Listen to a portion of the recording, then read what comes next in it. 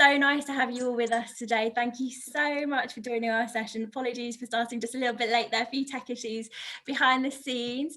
My name's Annie Ramrach and I'm a GM at Secret Spa, and I am so excited and delighted to introduce you all to our super special guest up next, Scott Thomas.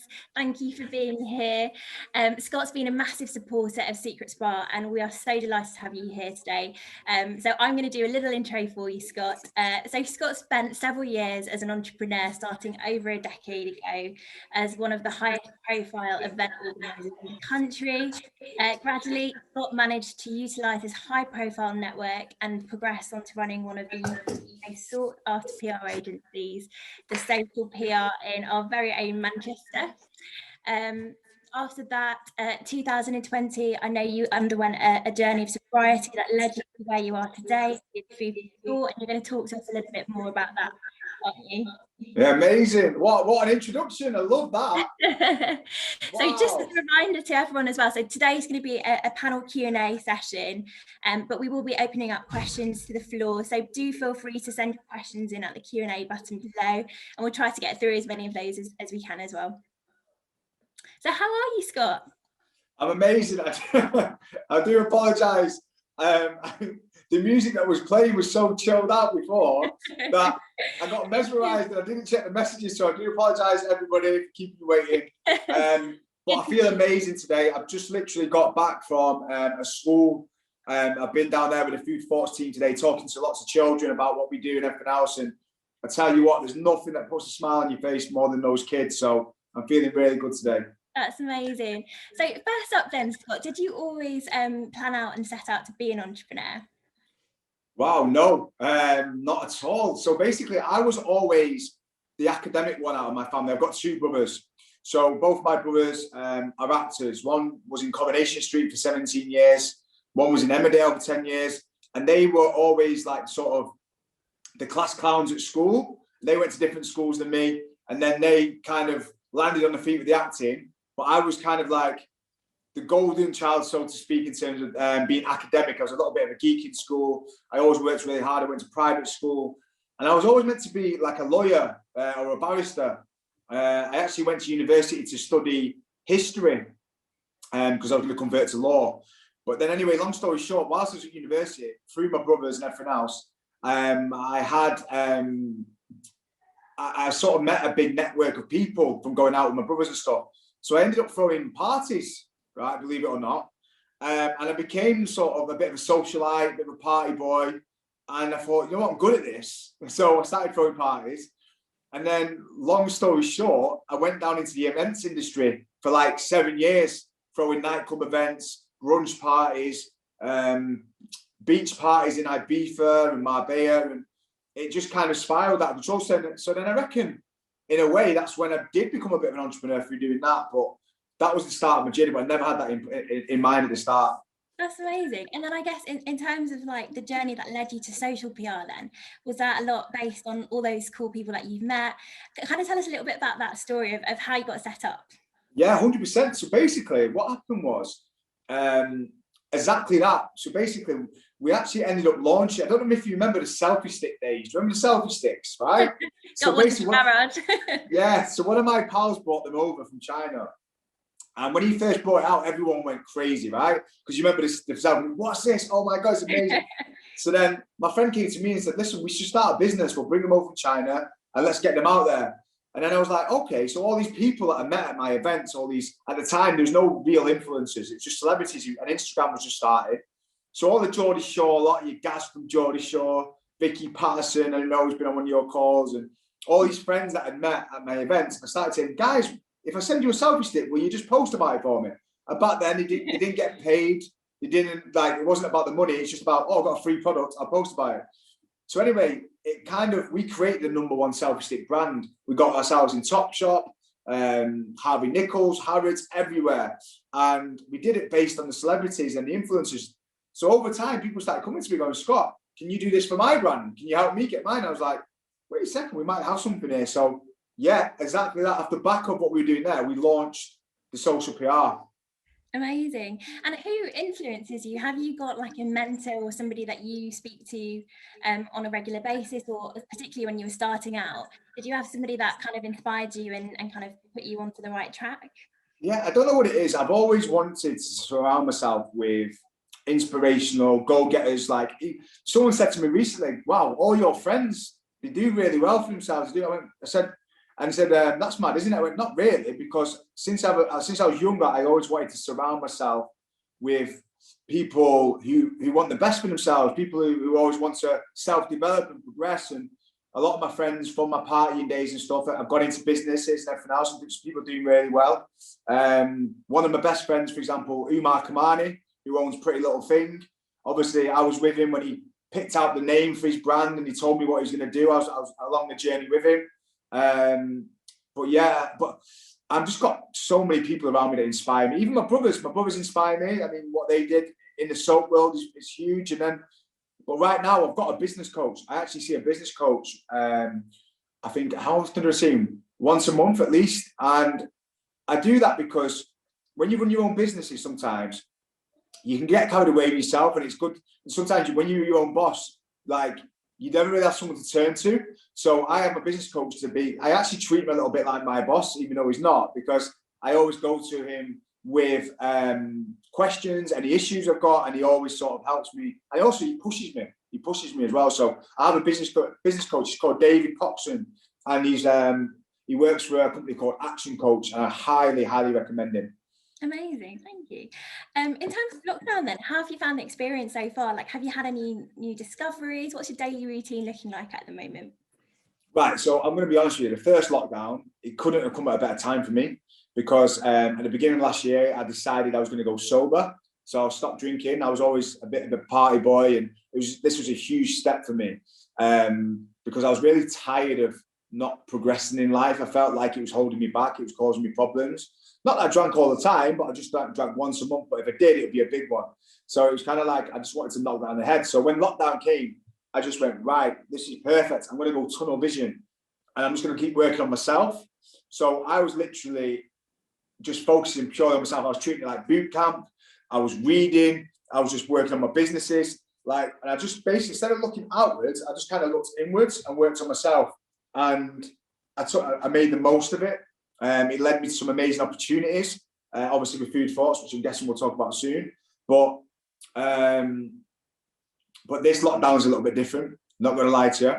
Mm-hmm. I'm struggling a little bit now with this lockdown, because it's kind of just, it's getting to the point where it's just like working from home. There's no blurred. It's all blurred lines between home life, work life. And I'm just like, oh, this is finally getting to me now, and that's why we're starting to give our teams the option to go into our offices every now and then now, just to start easing back in, because we know how important it is for mental health. But listen, I'm strong, I'll be fine. But yeah, this lockdown's a little bit tough. So if anyone out there is struggling, trust me, you're not on your own. Yeah, we've had loads of feedback from loads of the guest speakers that we spoke to, who said really similar stories of how this lockdown's been a lot harder and had less sort of structure in terms of when it was going to end, and how long we're going to have to go through this. So, yeah. Nice. And then in terms of Food for Thoughts, tell us a little bit how you got started with Food for Thoughts. Right, so Food for Thoughts, I'm so glad. It feels like I'm actually in the office now, and it's just weird how quickly things have moved. We're just 6 months in now, and we've got a team of like 10 members of staff, and we've got like hundreds of clients. It's just escalated very quickly, and it basically happened because last year, I was training pretty much every single day, right? And I was like, I'm not drinking, everything. I should be in my bed. I got to like 4 or 5 months in, I was like, I'm still not in the best of shape. Like I'm every day I'm on this. Why is it not working? And I knew deep down there was something not going right with my nutrition.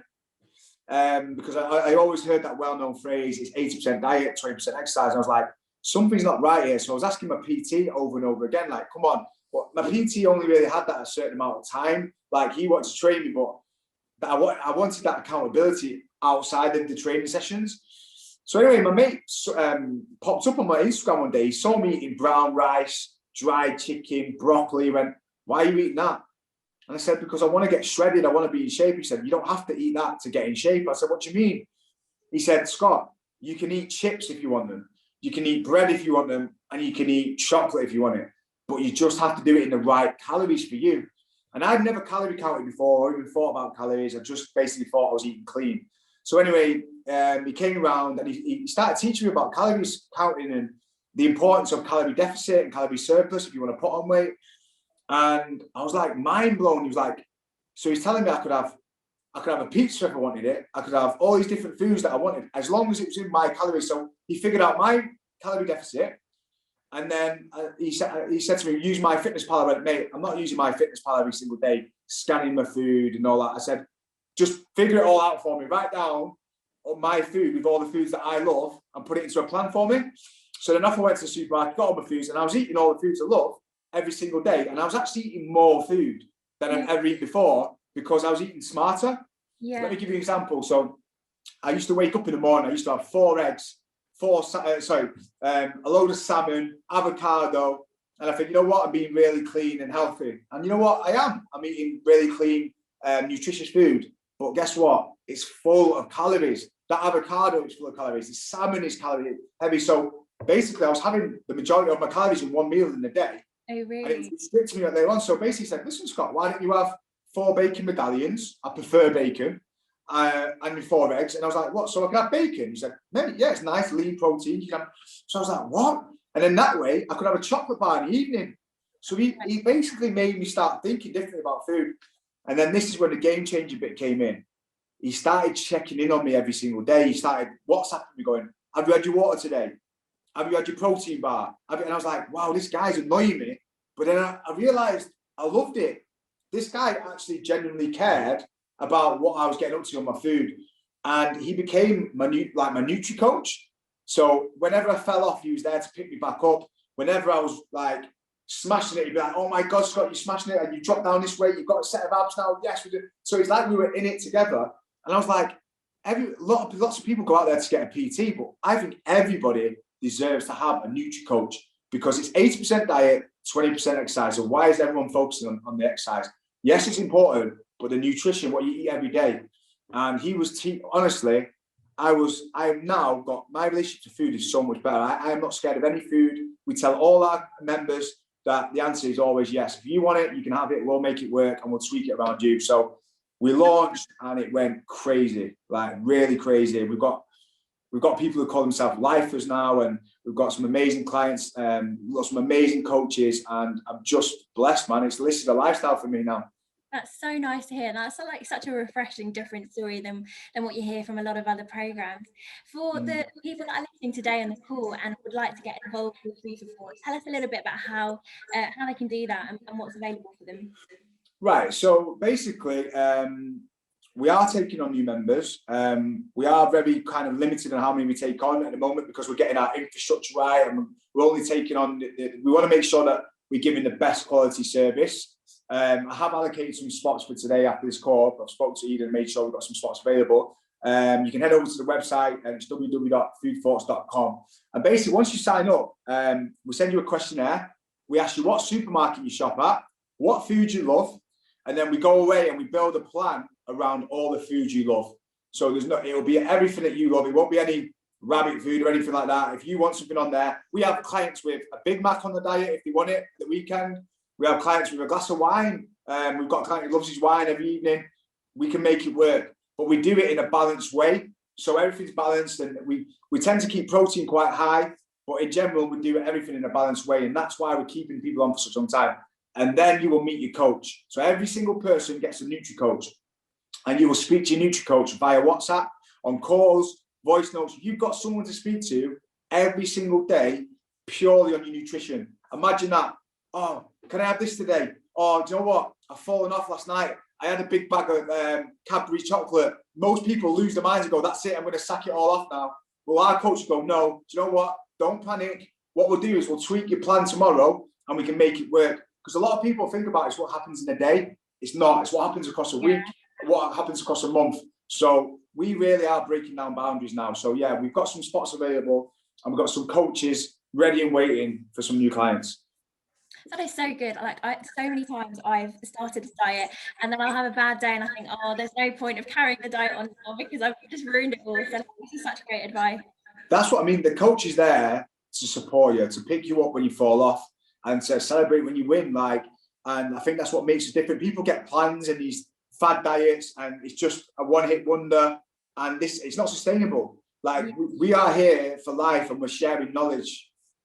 Amazing. And where do you get your positivity from? Because obviously you've got so much energy, you're doing so many different things at the same time. Like, where do you draw that sense of positivity and like get up and go?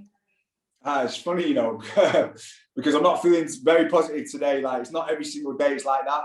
And I try to be as honest as possible, because I am juggling a lot right now. I've got the social PR, I've got Food for Thoughts, I've got my personal brand as well with my brothers and stuff. I've got some shows coming up, and it's tough. It is tough, but I've got big aspirations, big dreams, and I just know where I've got to get to. And I've got this weird drive inside of me.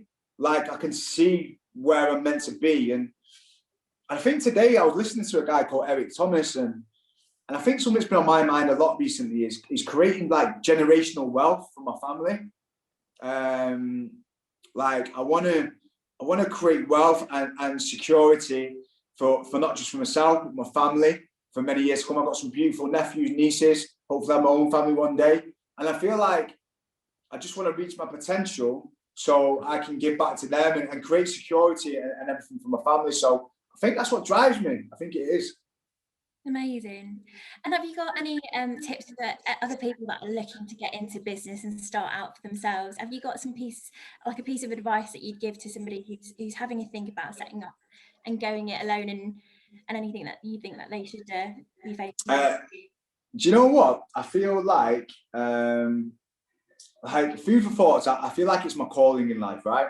And I had no plan last year to launch or even think about launching anything to do with fitness or nutritional thing. Like, all I did was focus on myself and focus on my passion, which became health, became fitness, became that lifestyle. And through doing that, a business has come from it.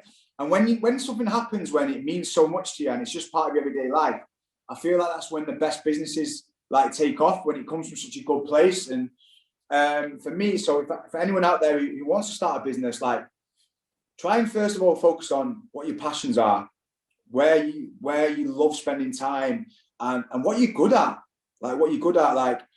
and I feel like once you figure that out, then everything else will fall into place and you'll know exactly where you're meant to be. But by the way, that doesn't happen overnight. You've got to try different things, multiple things. I've been doing my PR for a long time. I love doing my PR, but what I'm doing with Food for Thoughts is like, it's kind of calling. Does that make sense? Yeah, absolutely. Like living to work as opposed to working to live. This isn't working. This is my lifestyle. I love it. Like, every day I wake up and train. I try and motivate other people, inspire other people. Like, it's something that I don't class it as work. I just love it. Amazing. That's so good to know. And then tell us a little bit about 2021 for you. What does 2021 hold for Scott Thomas? Wow. I'm a smoothie. 2021 for me, it holds. It's already got off to a flying start. Like, to have my two businesses under one roof is so special to me. I think I want to do some more projects with my brothers in terms of TV work and some special shows. I want to take Food for Thoughts to the world because I feel like the world deserves it and needs it. There's so many misconceptions and poor relationships to food and these fad diets and everything else. And I just feel like what we're doing is really special and everybody deserves to have that support and have us in their life. So I've got massive global plans for Food for Thoughts. Social PR, I want to make it the #1 creative PR agency in the UK and then potentially one day the globe. I want to be working with the big brands like Coca-Cola. But if I'm honest, I feel like another big priority for me this year is balance. And that comes with maybe starting my own family, maybe meeting a girlfriend. That would be a start for me. Because last year was all about laying foundations, focusing on myself. I think this year I want to kind of have my head up a little bit more and be more open to maybe meeting someone and maybe starting my own family. I've just got a new dog, my little puppy. So cute. I've seen him on social media. Amazing. How's that going? It's a little girl. She's called Juno. Oh. I'm in love. I'm in love. She is ruining my house, ruining it. But you know what? It's all worth it. She's beautiful. So yeah, I think this year is about balance. Balance is a massive thing for me. I want to find that, and I never stop sort of doing everything I can to get that balance. Amazing. So we've got a couple of questions from the Q&A as well. So I'll go over to those now. Okay. One of our listeners is anonymous, has asked, how did you take this leap into sobriety? I'm scared of my friends not being supportive. Right. So that's a very good question. I'm glad you've asked that. That was my biggest fear when I stopped drinking last year. I was like, wait a second, I'm the life and soul of the party.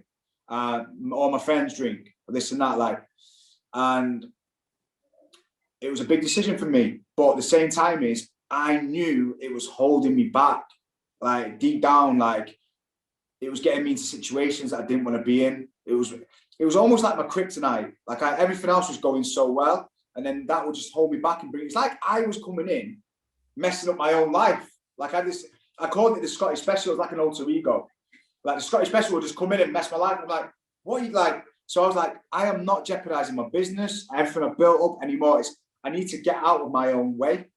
So basically, I made one big decision. I made a big promise to myself, and I just went tunnel vision with it. And do you know what? At first, it can be kind of a lonely place, but guess what? That's where the most growth takes place. I was going home, spending a lot of time on my own, and I have a therapist, and my therapist said to me, Scott, you need to practice being on your own, because I used to finish work, I used to drive to my friends' house, and I never liked being on my own. But honestly, I spent a lot of time on my own, getting to know myself. You can't get away from yourself.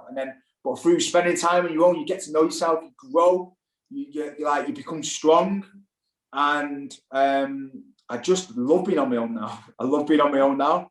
And also all those friends that at first turned the nose up and were like, what are you doing this and that? Guess what they're all doing now? They all want to be on my path.